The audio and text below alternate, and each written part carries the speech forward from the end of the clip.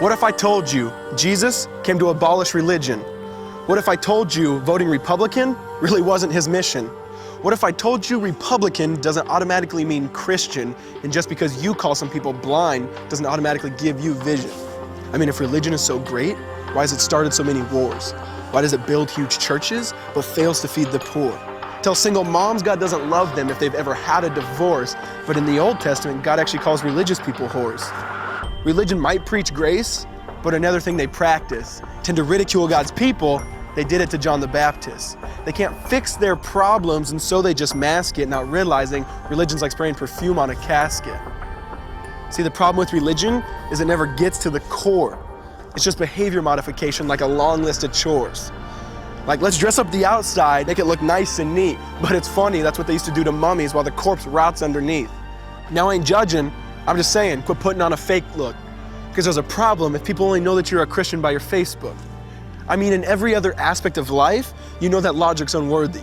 It's like saying you play for the Lakers just because you bought a jersey. See, this was me too, but no one seemed to be on to me. Acting like a church kid while addicted to pornography. See, on Sunday I'd go to church, but Saturday getting faded, acting if I was simply created to just have sex and get wasted.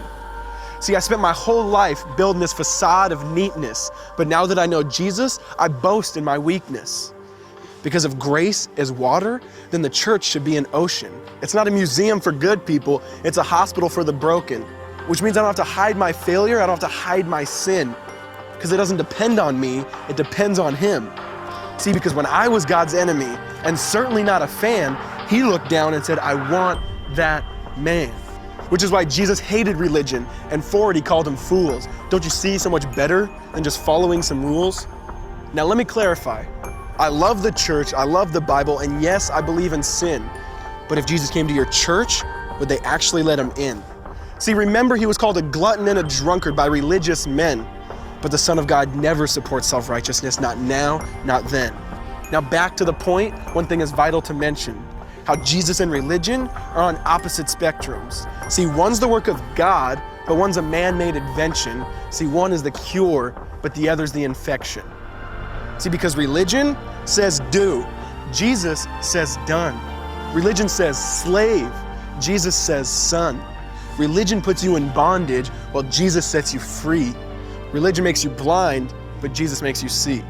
And that's why religion and Jesus are two different clans. Religion is man searching for God. Christianity is God searching for man. Which is why salvation is freely mine and forgiveness is my own. Not based on my merits, but Jesus' obedience alone. Because He took the crown of thorns and the blood dripped down His face. He took what we all deserved. I guess that's why you call it grace.